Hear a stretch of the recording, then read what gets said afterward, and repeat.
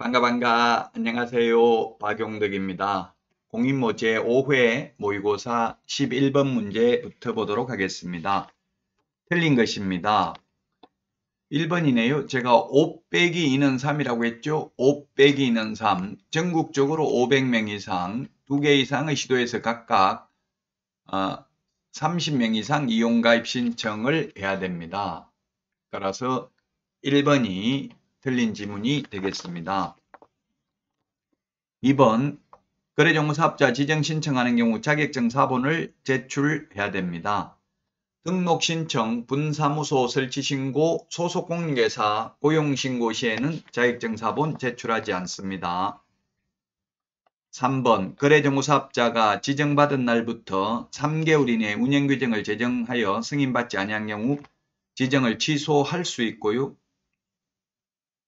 국토부 장관 입장에서 보면 취소할 수 있고 거래정보사업자 입장에서 보면 취소당할 수 있죠.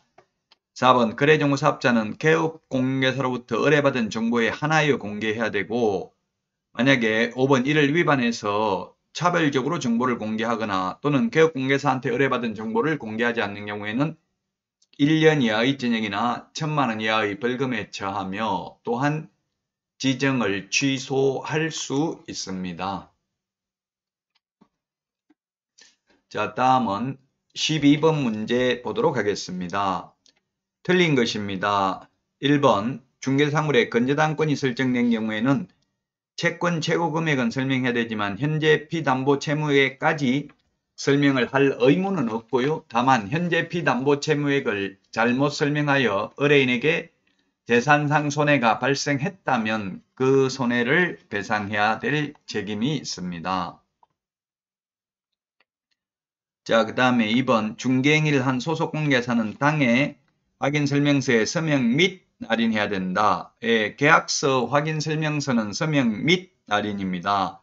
그 외의 모든 서류는 서명 또는 날인이죠. 자, 그리고 3번, 확인설명서는 3년간 보존해야 됩니다. 원본, 사본, 전자문서 다 가능합니다. 4번, 의뢰인이 중개사물의 상태에 관한 자료 요구에 불응한 경우 개업공개사는 그 사실을 매수, 임차 의뢰인에게 설명하고 설명서 서식에 기재도 해야 됩니다.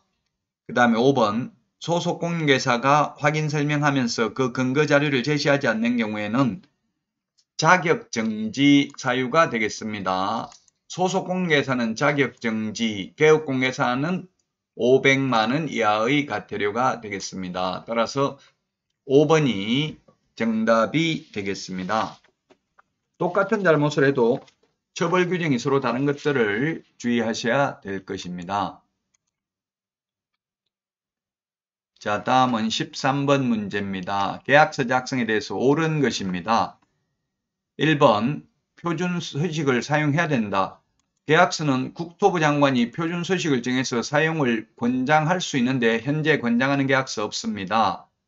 2번이 정답이네요. 계약서에는 확인설명서 교부일자 반드시 포함되어야 합니다.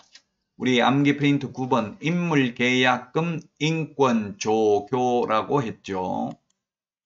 3번 공동중개의 경우 참여한 개업공개사 모두 계약서에 서명 또는 날인이 아니라 밋이죠. 밋. 그래서 X입니다. 계약서 확인설명서는 서명 및 날인이고 그 외의 서류는 서명 또는 날인입니다. 4번은 원본, 사본, 전자문서 다 가능합니다. 원본을 보존해야 된다. X죠. 꼭 원본을 보존해야 되는 건 아닙니다. 원본을 보존해도 된다 하면 뭐 틀린 말은 아니죠. 자, 그 다음에 거짓계약서 하면 반드시 등록이 취소되는 게 아니라 취소할 수 있습니다. 자, 다음은 14번 문제입니다. 손해배상 책임에 대해서 옳은 것입니다. 개업공개사나 그 보조원이 아닌 사람에게는 공인중개사 법령에 따라 손해배상 책임이 발생하지 않는다. 물론 소속공개사도 소속공개사가 손해배도 발생하죠. 개업공개사 등이 아닌 사람이라고 하는 게 좀 더 정확하긴 하겠죠. 소속공개사가 잘못했으면 손해배상 발생하고요. 소속공개사, 개업공개사, 보조원, 즉 개업공개사 등이 아닌, 다시 말하면 이게 무슨 뜻이냐면 무등록 중개업자가 중개를 해가지고 손해를 입혀도 보험금 못 받는다는 뜻입니다. 즉 무등록 중개업자는 보증가입을 못하기 때문에 공인중개사법상 보험금이나 공제금을 받을 수 없다는 뜻입니다. 다만 민사상 손해배상 책임은 발생하겠죠. 민법상, 공인중개사법상 이 말은 보험금, 공제금, 공탁금을 받을 수 없다는 뜻입니다. 왜? 무등록 중개업자는 보증가입이 안 되기 때문에. 그래서 1번은 만약 실제 시험에 이렇게 나온다면 소속 공인중개사라는 말이 빠져서 약간의 다툼의 여지는 있습니다. 2번 보정설정 신고 시 보정설정 증명서류는 전자문서로 제출할 수 없다 했는데 전자문서로 제출할 수 있습니다.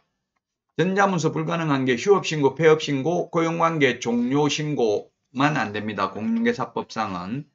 자, 그 다음에 3번 법인이 2개의 분사무소를 두는 경우 보정설정 금액은 3억이 아니고 분사무소 각각 1억이니까 2억이고요. 주된 사무소 2억이니까 합하면 4억이죠. 그래서 틀렸고 4번은 손해배상을 하고 나면 15일, 30일이 아니라 15일 이내 재보정 설정을 해야 됩니다. 자, 그 다음에 5번은 의뢰받은 때에 설명하는 게 아니라 중개 완성된 때 거래 당사자에게 설명해야 됩니다. 우리 손해배상 책임의 경우는 의뢰받은 경우 중개 완성 전에 취득 의뢰인에게만 설명하면 되죠. 확인 설명은 그렇지만 이 손해배상 책임은 중개 완성된 때 거래 당사자 쌍방에게 설명을 해야 됩니다. 자, 다음은 15번 문제 보도록 하겠습니다. 금지행위로 볼 수 없는 것 했는데 우리 암기 프린터 11번 매무수거 관직상투 시공시 요거는 반드시 시험에 나오니까 꼭 암기를 해야만 되겠습니다.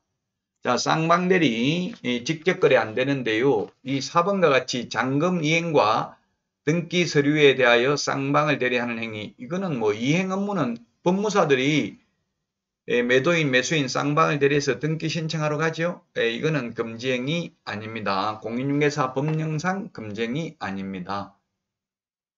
매무수거 관직상투 시공시 암기 프린트 11번에 있습니다. 나머지는 다 금지행위에 해당합니다.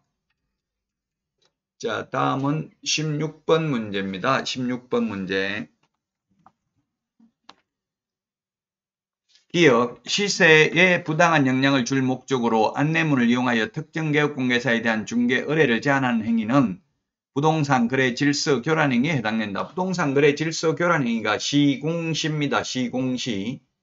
개공 등이 거짓으로 계약이 성립된 것처럼 꾸미는 등 시세에 부당한 영향을 미치는 행위가 있고요. 그 다음에 공동중개 제한, 왕따시키는 것, 그 다음에 이 지금 기억에 있는 것처럼 누구든지 시세에 부당한 영향을 미치는 행위, 금지행위에 부동산 거래 질서 교란 행위에 해당됩니다. 그래서 기억은 오고요. 니은은 부동산 거래 질서 교란 행위 신고센터로부터 조치 요구를 받은 등록관청은 조치를 완료한 후 15일 이내가 아니라 10일 이내에 그 결과를 신고센터에 통보해야 됩니다. 그래서 X고요. 자, 그 다음에 D급 2인 이상이 함께 신고한 경우로서 포상금 배분액에 관한 합의가 성립된 경우 포상금 지급 신청서에는 포상금 배분에 관한 합의 각서를 첨부해야 됩니다. 맞습니다. 합의를 안 하면 균등하게 배분이죠. 똑같이 나눠서 줍니다. 각각 주는 건 아니고요. 그래서 정답은 2번이 되겠습니다.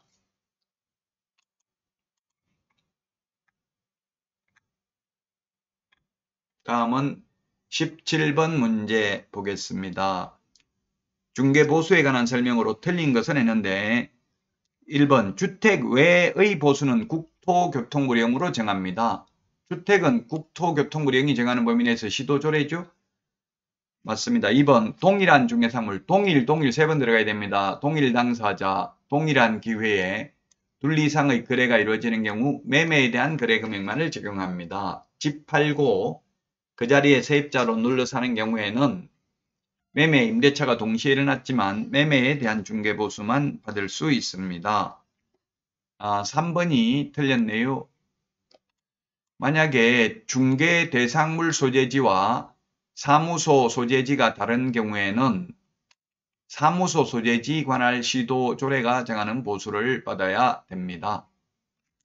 사실 이게 시험에 많이 나오고 있고 중요한데요. 근데 이게 출제위원들이 현실 감각이 없어서 이런 문제를 계속 내고 있죠. 사실은 16개 시도조례가 똑같습니다. 그래서 구분의 실익은 없지만 시험에는 계속 나오고 있습니다. 왜냐하면 출제위원들은 기출문제를 보고 내거든요. 계속 과거에 나왔던 거는 중요한 줄 알고 계속 냅니다. 사무소 관할입니다. 만약에 중개사무소가 경기도에 있고 서울에 있는 아파트를 중개해도 경기도 조례가 정하는 보수를 받을 수 있습니다. 자, 그래서 정답은 3번이 되겠습니다. 4번 중개대 사물인 건축물 중 주택의 면적이 2분의 1 미만인 경우 주택 외의 보수 규정을 적용한다. 예, 그렇습니다. 2분의 1 이상이 주택이면 전부 주택에 대한 보수를 적용하죠. 그래서 시험에 주택의 면적이 3분의 1인 경우 이렇게 해서 시험에 3번 출제됐습니다. 주택의 면적이 3분의 1인 경우 주택이 아니라는 이야기입니다. 무조건 주택이 아닌 경우는 0.9 범위 내에서 임대차든 매매든 0.9 범위 내에서 당사자 협의고요. 주택인 경우에는 매매인 경우 15억 이상이면 최대 0.7%, 임대차는 15억 이상이면 최대 0.6% 범위 내에서 시도조례가 정하는 보수를 받을 수 있습니다. 자, 그 다음에 5번입니다. 다른 약정이 없는 경우 보수 지급 시기는 거래 대금 지급이 완료된 때입니다. 매수 신청 내리 보수는 약정이 없으면 매각 대금 지급 기한일이 되겠습니다. 매각 대금 지급 기한일. 자, 다음은 18번입니다. 보증금 1000만원 더하기 월세 30만원 곱하기 100을 해서 5천만원 미만 나오면 보증금 더하기 월세 곱하기 70을 하죠. 그래서 1000만원 더하기 30만원 곱하기 70을 하면 37은 21, 2100만원 더하기 보증금 1000만원 하면 3100만원에 85제곱미터 이하 주거용 오피스텔의 경우 매매는 0.5%, 임대차는 0.4%죠. 그래서 0.4%를 곱하면 얼마입니까? 12만 4천원. 쌍방으로부터 각각 받기 때문에 24만 8천원이 답이 되겠습니다. 4번이 정답이 되겠습니다. 85제곱미터 이하 주거용 오피스텔은 매매는 0.5, 임대차는 0.4% 범위 내에서 받을 수 있습니다. 자, 다음은 19번 문제입니다. 19번. 교육에 관련된 거, 교육 관련되는 거 시험에 반드시 한 문제 나오고요. 우리 암기 프린터는 53번에 있습니다. 1번 소속 공개사가 되려는 자는 고용신고일 전 1년 이내에 실무교육을 받아야 된다. 예, 사전교육의 유효기간은 1년입니다. 1년. 사전교육의 유효기간은 1년이다. 그래서 중개실무교육, 경매실무교육, 그 다음에 직무교육은 유효기간 1년이기 때문에 교육받고 1년 안에 개업하거나 취직 안 하면 다시 받아야 됩니다. 그만두고 1년 안에 취직하거나 개업하려면 교육 안 받아도 됩니다. 1번이 정답이 되겠고요. 자, 그 다음에 2번 문제 보도록 하겠습니다. 개공 및 소공은 실무교육 받은 후 2년마다 12시간 이상 16시간 이하의 직무교육을 받아야 되는 게 아니라 연수교육을 받아야 됩니다. 연수교육. 그래서 X고요. 그 다음에 3번은 법인은 모든 임원 사원 전부 다 실무교육 받아야 됩니다. 자격증 없어도. 연수교육은 자격증 있는 임원만 받고 없는 임원은 안 받죠. 매수 신청 대리 실무교육은 오직 법인의 경우 대표자만 받습니다. 자, 그 다음에 4번에 직무교육은 등록관청만 하는 게 아니라 시도지사도 실시할 수 있습니다. 5번 거래사고 예방교육은 7일 전까지 아니라 10일 전까지 공고하거나 통지해야 됩니다. 자, 다음은 20번 문제 보도록 하겠습니다. 포상금인데요. 최대 금액은 했는데